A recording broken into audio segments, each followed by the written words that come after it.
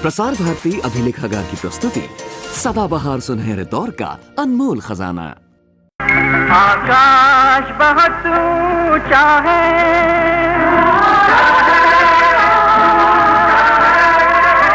और दूर बहुत है तारे, फिरते हुए सैकड़ों सूरज ब्रह्मांड के ये बंजारे।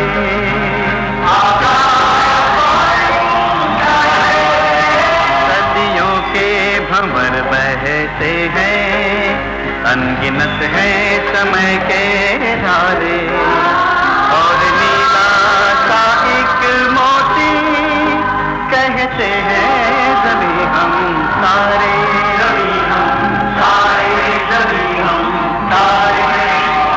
छोटी सी बूंद सी धरती सागर से कहीं गहरी है, आकाश की गंगा में ये बजरे की तरह बहती है। आकाश बहुत ऊंचा है,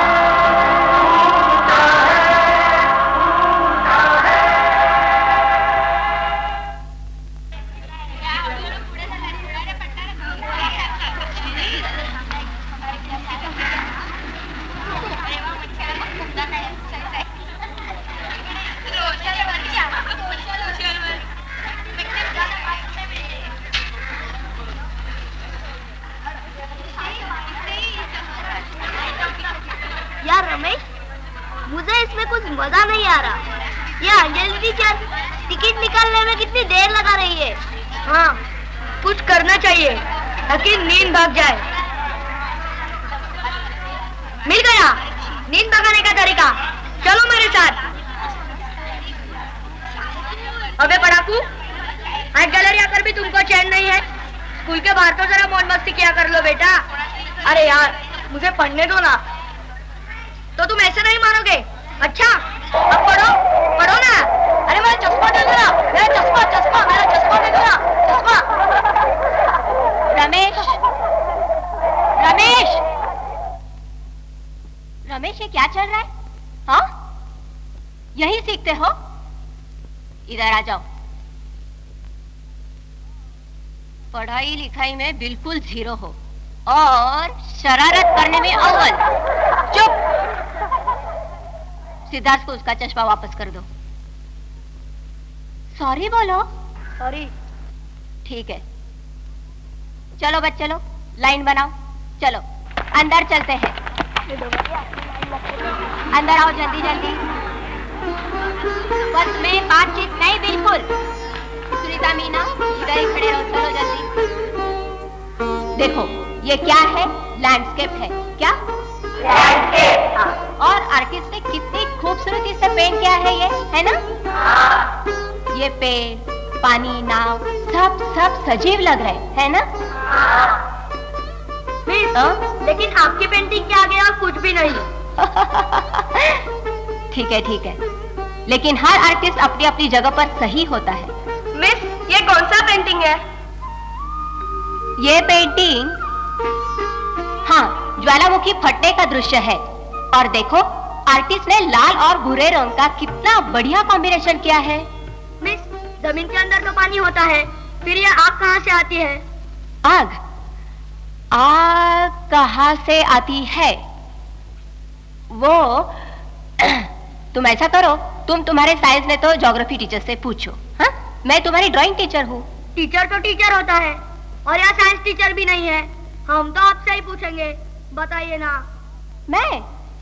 अब मैं क्या बताऊँ? मैं बताता हूँ टीचर। वास्तव में आज से अरबों वर्ष पहले पृथ्वी आग और लावे का दहकता गोला थी। समय बीतने के साथ साथ उसकी ऊपरी पर तो ठंडी हो गई, लेकिन उसके अंदर का लावा अब तक मौजूद है। यह लावा कभी कभी ज्वालामुखियों के रास्ते पृथ्वी की ऊपरी सतह तक आ जाता है। अबे पढ़ाकू, तुझसे किसने पूछा था? ये यशमुल्ला बार बार हमारे बातों में टांग अड़ता है। रोमी, ज्ञान बांटने से बढ़ता है रोमी। अगर सिद्धार्थ को कुछ पता है तो तुमको उससे सीखना चाहिए, समझ गए? शाबाश सिद्धार्थ। लेकिन पृथ्वी के बारे में तुम इतना सब कैसे जानते हो? ब्रह्मांड के बारे में जानना मेरी हॉबी है टीचर। अच्छा। और वैसे तो मैंने हमारे स्कूल के वार्षिक विज्ञान प्रदर्शनी के लिए एक मॉडल शो भी तैयार किया है। मुझे पूरा यकीन है प्रथम पुरस्कार तुम ही जीतोगे। हाँ? अब चलो, हम लोगों को और बहुत सारी पेंटिंग्स देखनी है। चलो चलते हैं।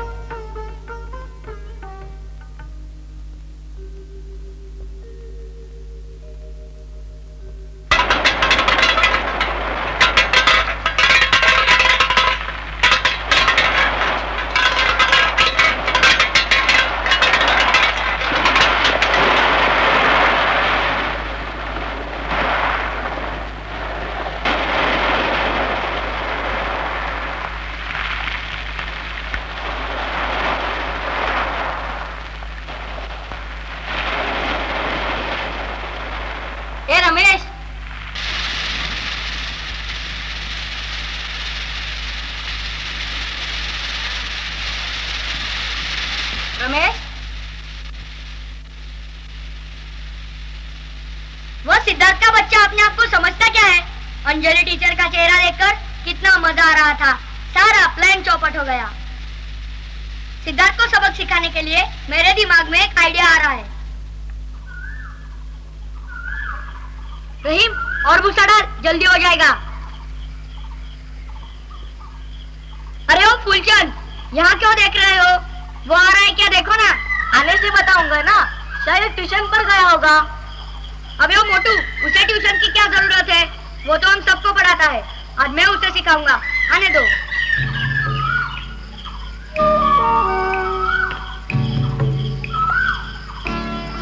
रमेश, वो आ रहा है। अरे जल्दी जल्दी, वो आ रहा है।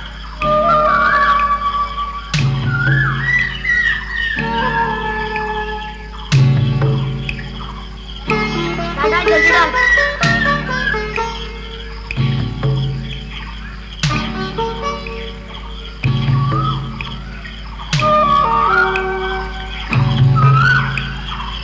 रमेश, उसको माफ कर दे दे, मुझे ये सब अच्छा नहीं लगता। चुप। Excuse me. अरे फुलचंद, रमेश तुम सब यहाँ कैसे? आई एम सॉरी सिद्धार्थ, उस दिन आर्ट गैलरी में मैं तुम पे बेकार में ही नाराज हो गया। हम चारों ने मिलकर तुम्हारे लिए एक ग्लोब खरीदा है, देखो। अगर तुमने इसका इस्तेमाल अपने मॉडल शो में किया तो हम समझेंगे तुमने हमें माफ कर दिया। लेकिन मेरे पास तो पहले से ही। देखो, ना मत करना वरना हमारा दिल टूट जाएगा।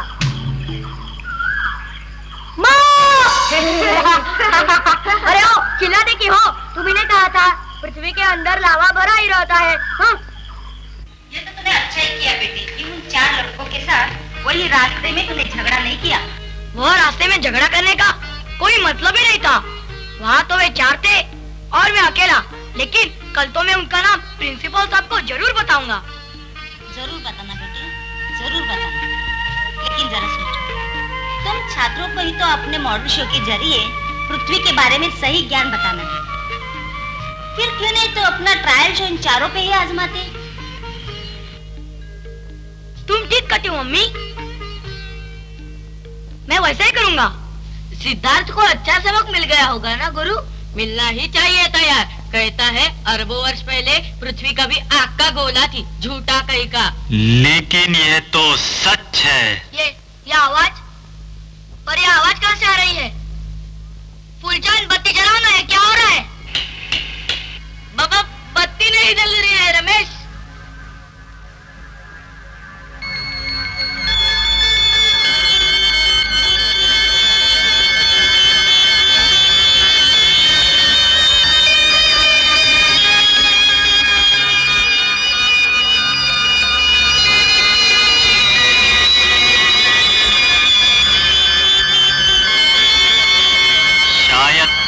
मुझे देखना चाहते हो तो देखो,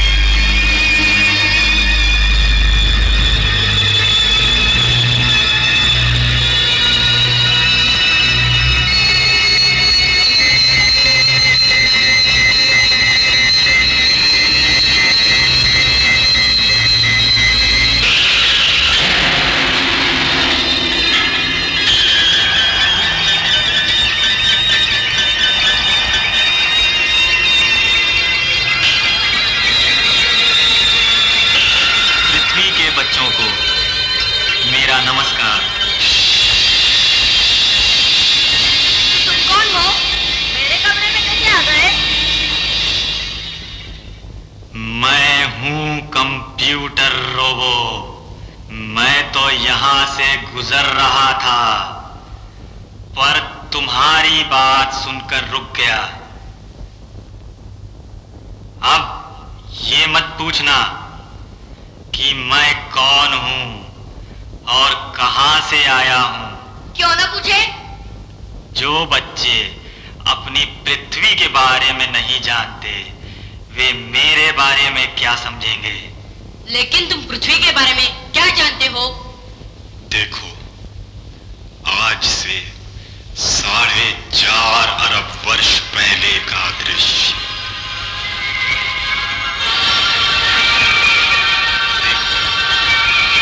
यह है तुम्हारी पृथ्वी। लेकिन यह तो सिर्फ धूल और गैस का गोला लगता है।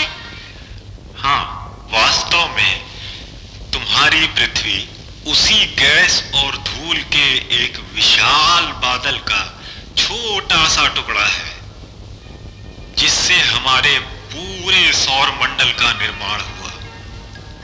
उस समय यह गोला इतना गर्म था कि उसने गैस की शक्ल अख्तियार की हुई थी, लेकिन चूंकि पृथ्वी समय बीतने के साथ साथ ठंडी होती गई, इसीलिए इसका रूप भी बदलता गया।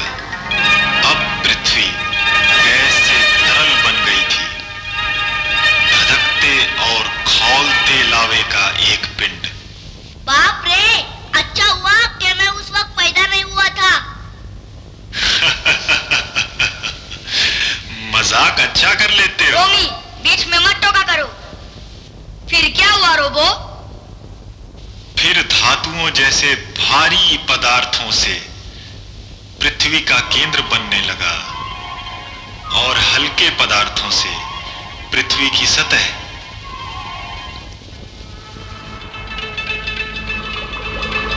साथ ही साथ खौलते लावे से गैसें और भाप निकलकर पृथ्वी के वायुमंडल में शामिल होने लगी। लेकिन धीरे धीरे पृथ्वी की सतह भी ठंडी होने लगी और पृथ्वी का वातावरण भी।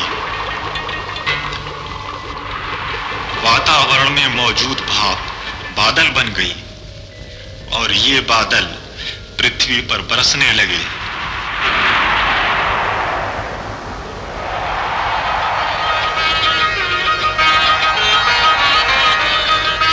यह बरसात लाखों वर्षों तक होती ही रही। पृथ्वी के सारे भाग पानी से भर गए।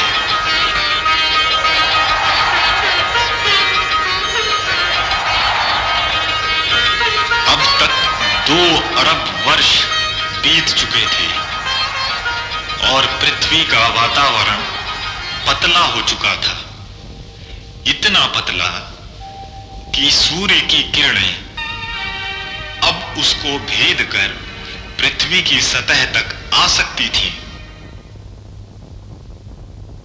लेकिन इन किरणों के साथ साथ अंतरिक्ष से बड़ी बड़ी उल्काएं भी पृथ्वी की सतह पर आकर गिर रही थी।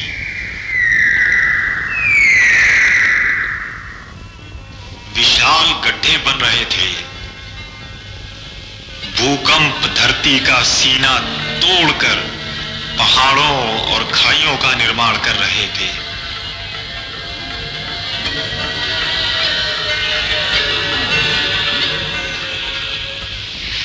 ज्वालामुखी लावा उगल रहे थे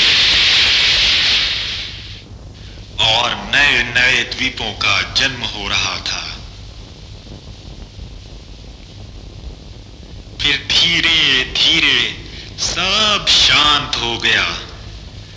अब पृथ्वी जीवन की उत्पत्ति के लिए तैयार थी। लेकिन ये कैसे पता चलता है कि पृथ्वी की आयु 4 अरब साल है? सिर्फ 4 अरब नहीं, 4 अरब 60 करोड़ साल। दरअसल हमारे पास ऐसी घड़ियां मौजूद हैं जिनसे पृथ्वी और सौर मंडल की आयु का लगभग सही अनुमान लगाया जा सकता है। जो रेडियो सक्रिय क्षय पर आधारित होती हैं। नहीं समझे? अच्छा देखो मैं समझाता हूं। भी पदार्थ के परमाणु में एक न्यूक्लियस यानी केंद्र होता है, जिसके चारों तरफ इलेक्ट्रॉन घूमते रहते हैं। हाँ, ये तो मैं भी जानता हूँ। न्यूक्लियस दो प्रकार के कणों से मिलकर बनता है, प्रोटॉन और न्यूट्रॉन।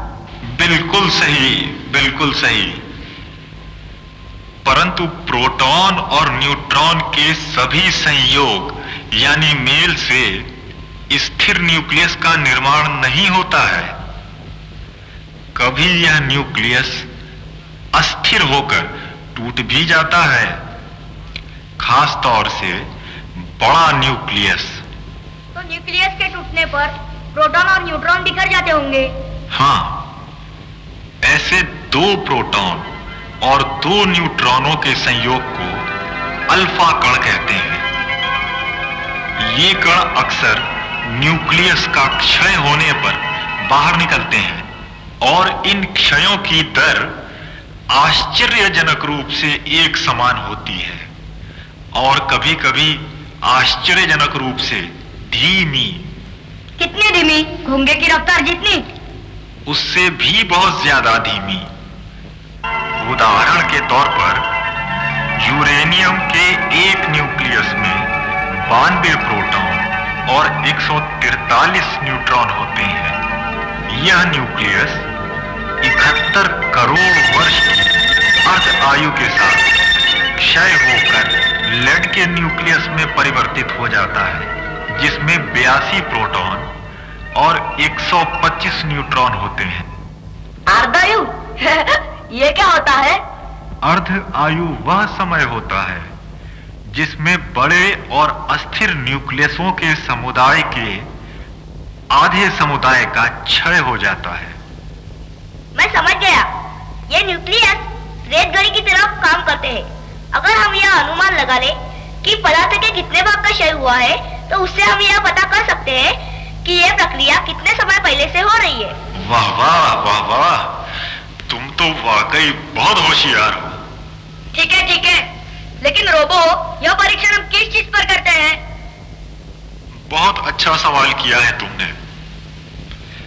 अंतरिक्ष से पृथ्वी की सतह पर गिरी उल्काओं के टुकड़े और समुद्र तल से मिली चट्टानों के परीक्षण से पृथ्वी की आयु का सही अनुमान लगाया जा सकता है।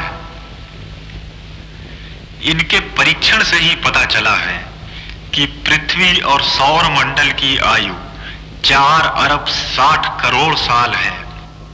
4 अरब 60 करोड़ साल?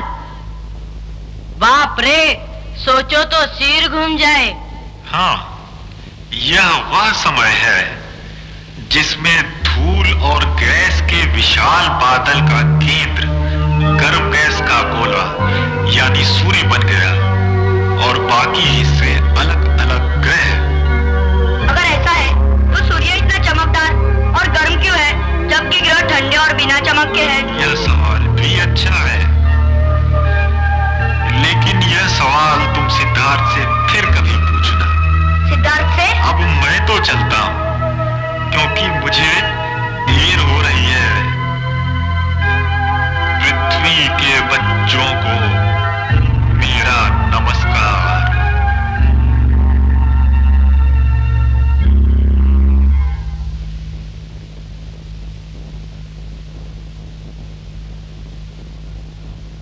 अरे, कंप्यूटर रोबो कहाँ गया? लगता है कि चला गया।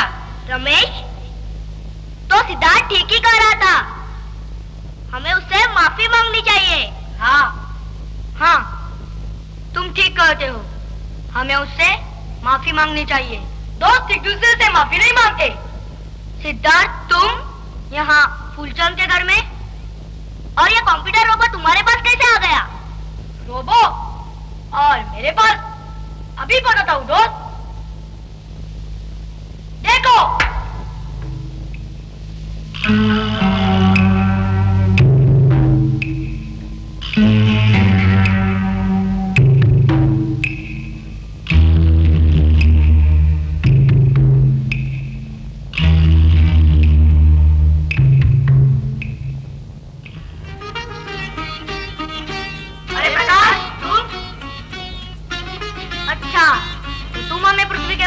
बता रहे थे। तू कब से इतना इंटेलिजेंट बन गया? अरे मैं तो इसके बारे में कुछ नहीं जानता। मैं नहीं बोल रहा था, सिद्धार्थ बोल रहा। हाँ दोस्तों, मैं ही अपनी आवाज बदलकर तुम्हारे सवालों का जवाब दे रहा था और वे सारी चीजें मेरे मॉडल शो का एक हिस्सा है और वे सारे दृश्य तुम लोग प्रोजेक्टर से देख रहे थे। और ये सब फूलचंद को मालूम था। फूलचंद तू, मैं क्या करता? मेरा खराब ट्रांजिस्टर सिद्धार्थ ने मुफ्त में जो ठीक कर दिया था। हाँ, और बिना फूलचंद की मदद के ये शो मैं तुम लोगों को दिखा नहीं सकता था। तुमने हमारी आंखें खोल दी सिद्धार्थ। मुझे पता नहीं था कि हमारा ब्रह्मांड इतना दिलचस्प है। अब तुमको हमें सूरज के बारे में सब कुछ बताना पड़ेगा। हाँ, तुमने ही कुछ समय पहले यह बात कही थी। जरूर बताऊंगा।